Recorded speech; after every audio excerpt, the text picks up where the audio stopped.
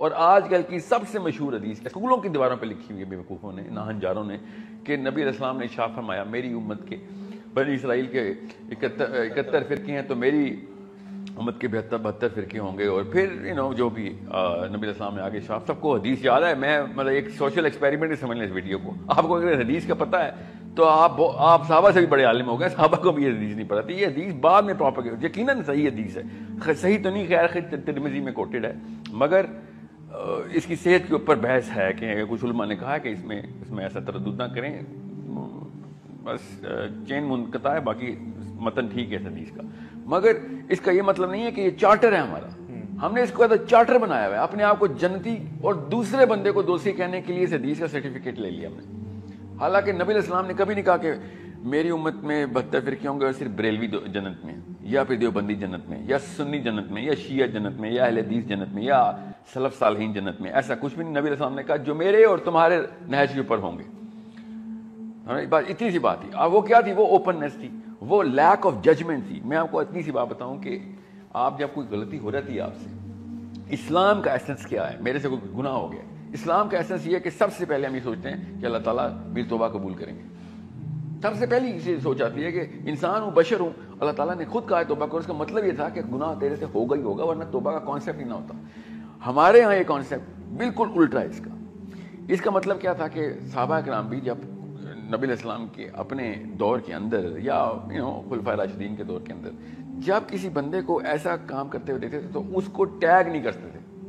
He will never be known as someone جس نے گناہ کیا. ہم لوگ، ہماری نیچرل سائیکالوجی، اب تو سائنس بھی اس جگہ پہ پہنچ چکی ہے کہ میں کبھی بھی اس بندے کے ساتھ نہیں اٹھوں بیٹھوں گا کہ جو مجھے ٹیگ کرتا ہے. اس کو ہم ججمنٹ کہتے ہیں. اللہ نبی علیہ السلام نے ارشاد فرمایا، حدیث قدسی ہے کہ اللہ تعالیٰ کہتے ہیں کہ لعنت برساؤ اس بندے پہ کہ جو دنیا میں یہ بتا دے کسی کو کہ کون جنتی ہے اور کون دوزخی ہے. اور ہم نے پوری کی پوری چارٹر بنایا ہوا ہے کہ یہ باقی ہم جنتی ہیں اور وہ دوزخی ہیں. نبی علیہ السلام لعنت برسا رہے ہیں. یہ والی حدیث نہیں کوئی بتا رہا جو کہ حدیث قدسی ہے، اور وہ والی حدیث جو کہ ویک ہے. ٹھیک ہے، وہ حدیث میں بھی مانتا ہوں بائی دا وے، مگر اس کی خوبصورتی الگ ہے. وہ کسی اور لیکچر میں بتائیں گے کہ اس کے فائدے کیا ہیں اس حدیث کے. مگر خود سوچیں جب نبی علیہ السلام نے ارشاد فرمایا کہ یہ اللہ کی لعنت کی اگر گارنٹی چاہتے ہو تو دنیا میں لوگوں کو فیصلہ کر دو کہ یہ جنت میں جائے گا یا دوزخ میں جائے گا. پروفیٹ صلی اللہ علیہ وسلم کو بھی کچھ نام اللہ نے بتائے تھے جن کو عشرہ مبشرہ کہتے ہیں، اور ان کے علاوہ بھی ہیں 5-7 نام کہ جن کو نبی علیہ السلام نے دنیا میں اللہ تعالیٰ کے اذن سے بتا دیا کہ تجھے اللہ تعالیٰ نے بشارت دے دی ہے. ٹھیک ہے، عثمان غنی ہیں، علی بن ابی طالب ہیں، سعید بن زید ہیں. I mean there are so many جو کہ ایکسیپشنل کیسز جو کہ نبی علیہ السلام نے بھی بتایا. ورنہ تو میں آپ کو اتنی سی بات بتاؤں کہ عمر بن خطاب جن کو پے در پے نبی علیہ السلام بتا رہے ہیں تیرا محل دیکھ کے آیا ہوں جنت میں، تیری حوروں سے پردہ کیا ہوا ہے. I mean this man is the peak of the peak, right؟ اور وہ حضرت حذیفہ بن جمان کے گھر پہ جا کے مطلب سیکریسی میں جاتے تھے کہ بتا دے، کیونکہ حضرت حذیفہ کو نبی علیہ السلام نے منافقین کے نام بتائے ہوئے تھے. نہیں میرا نام تو نہیں ہے، کوئی میں تو نہیں ہوں، مجھے بتا دے. روتے تھے کہ مجھے بتا دے نبی. اور آگے سے حذیفہ بھی دیکھیں کیا سٹینڈرڈ تھا. اب ان کو پتا تھا کہ نہیں ہمیں پتا ہے، اب وہ ہمیں بعد میں پتا کیا ان کو کیسے پتا تھا. بہرحال وہ میں کسی اور لیکچر میں کور کروں گا. مگر امانت داری تھی، جیسے میں نبی علیہ السلام کی امانت نہیں. مطلب سوچیں کہ کیا کیا سٹینڈرڈ آپس میں ٹکرا رہے ہیں کہ عمر بن خطاب سوال کر رہے ہیں اور آگے سے حذیفہ کہہ رہے ہیں نہیں بتا سکتا. ٹھیک ہے، صحابہ نے پھر حذیفہ سے کہا کہ یہ آپ کیا چل رہا ہے. بہرحال لمبی کہانی ہے، ہم شو سب کو پتہ ہے، مشہور واقعہ ہے. مگر حضرت عمر بن خطاب کو شک ہے، ٹھیک ہے، کہ کہیں بعد میں اس بشارت کے بعد نہ مجھ سے غلطی ہو گئی ہو. اور ہمیں یقین ہے ہم جنتی ہیں، میرا مولوی جنتی ہے، میری پگڑی والا کلر جنتی ہے، باقی سب دوست ہیں. مطلب یہ حضرت عمر کو یقین نہیں آیا، مگر مسجد بلال کے مولوی صاحب کو یقین آ گیا ہے. تو پھر کوئی مسئلہ ہے نا. پھر عدم برداشت ایسے ہی آتے ہیں نا، جب آپ کسی کی باؤنڈری کو اتنا اسٹرانگ پتھر کی دیواریں بنائیں گے تو ایک کامن سینس کی بات ہے سروائیول کے لیے. پھر آپ اس کو گروپ بائس کہتے ہیں کہ آپ اپنے گروپ کے لیے باعث ہوں گے ہی ہوں گے. تو فطری تقاضا ہے. پاکستان کے جھنڈے کو کیوں آپ انڈیا کا جھنڈا چھت پہ لگائیں محلے میں، کیا ہوگا آپ کے ساتھ؟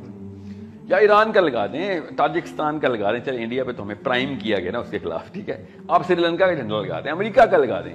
آپ کے اندر سے کیوں ایک ریپلشن آئے گی کہ نہیں یہ کام نہیں کرنا. Because you are identified as a group, اور گروپ کے لیے آپ پھر اپنی باؤنڈری خود بناتے ہیں کہ گروپ کے باؤنڈری بناؤ اور میں ویسا ہی ہو جاؤں جیسا میرا گروپ ہے, میرا گروپ ویسا ہی ہو جائے جیسا میں ہوں. اس کو گروپ بائس کہتے ہیں. اور اس کے خلاف کوئی صحیح بات بھی کر رہا ہو تو آپ کو غلط لگتی ہے, اس کو بائسنس کہتے ہیں. ہاں, اس نہیں آپ کو صحیح لگتی ہے پھر, مطلب آپ کی تعریف غلط کی جائے, گروپ کی غلط تعریف کی جائے تو آپ کہتے ہیں بالکل لاجیکل آدمی ہے, بہت لاجیکل بات کی آپ نے. ٹھیک ہے, پاکستانی دنیا میں سب سے زیادہ چیریٹی کرتے ہیں, اصل میں نہیں کرتے, 73rd نمبر ہے ہمارا دنیا میں. ٹھیک ہے, سب سے زیادہ امریکہ کرتا ہے, نمبر 2 پہ سعودی عرب ہے. اسٹیٹس چیک کریں نا, مگر میں کہوں نا پاکستانی دنیا میں سب سے زیادہ زکوٰۃ دیتے ہیں. ہاں بالکل صحیح دیتے ہیں, کیونکہ بائسنس سے ہم اس کی غلط ڈیٹا کو بھی صحیح مان لیتے ہیں. اور جو چیز صحیح کوئی بندہ کہے کہ سر لیاقت علی خان صاحب کو جناح صاحب نے کہا تھا دوبارہ چوری نہ کری. کیا چوری کی تھی انہوں نے؟ کہ انہوں نے ایک دفعہ محمد علی جناح صاحب سے کہا کہ میرے پاس نہرو کے کچھ خط ہیں, میں پبلش کروں گا تو یہ سڑک کراس نہیں کر سکے گا. ایسی ایسی چھچوئی ایک دن کرتا ہے نہرو, جو کہ کرتا بھی تھا. تو جناح صاحب نے کہا دوبارہ تو نے یہ بات مجھے کی نا کہ تو نے کسی کی پرائیویسی انویڈ کی ہے تو میرے 20 کلومیٹر ریڈیس میں نہ آئی, میں تجھے سب سے پہلے میں تجھے ماروں کہ تجھے یہ کریکٹر ہے تیرا.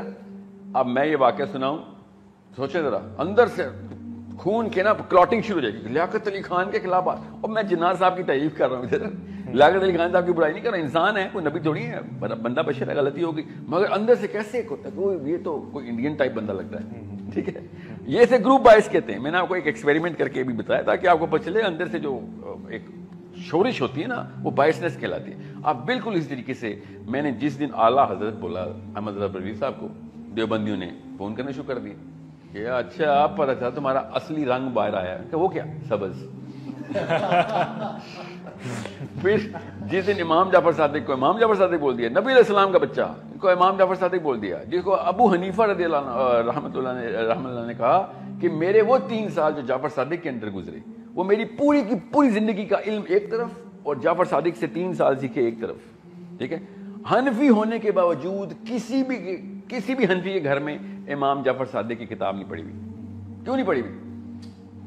ہمارے گھروں میں کیوں نہیں پڑھی؟ ہم حنفی ہیں آپ لوگ, اور ان کے استاد کو جن کو انہوں نے کہا کہ میری ساری کی ساری جو ہے نا عمر جو علم میں گزری وہ اس کی مرہون منت ہے, اس کی کتاب ہم نہیں پڑھیں گے بیکاز لوکل مولوی نے کہا تھا نہیں وہ شیعہ ہے. اس کو گروپ بائس کہتے ہیں اور کچھ بھی نہیں. ابو حنیفہ یہ سن لیں تو ابو حنیفہ خود آنکھوں سے روئیں گے کہ یار یہ فالوور ہے تم حنفی کہتے ہو, لعنت اللہ آپ لوگوں کے اوپر کہ اپنے آپ کو حنفی بھی کہتے ہو اور میرے استاد کو گالیاں دیتے ہو. ٹھیک ہے, سو اٹس اے بائسنس جو کہ پھر ایبسولوٹ سائیکالوجی کریٹ کرتی ہے. گروپ بائس کا نیکسٹ اسٹیپ ہوتا ہے ایبسولوٹ سائیکالوجی کے. ایبسولوٹ سائیکالوجی کا مطلب ہوتا ہے 100 سے ملٹیپلائی کریں یا 0 سے ملٹیپلائی کریں کسی بھی چیز کو. آپ مجھے پسند ہے جب میرے گروپ کے ہیں تو اس کو میں 100 سے ملٹیپلائی کر دوں گا. آپ 100% کلیئر ہیں, آپ مومن ہیں. اور اگر آپ میرے گروپ کے نہیں ہیں تو آپ کو اندر جو کچھ بھی اس کو 0 سے ملٹیپلائی کر دوں گا کہ آپ 100% جنمی ہیں. سر دین کی بات پھیلانا صدقہ جاریہ ہے. ثواب کی نیت سے ویڈیو کو شیئر ضرور کیجیے. جزاک اللہ.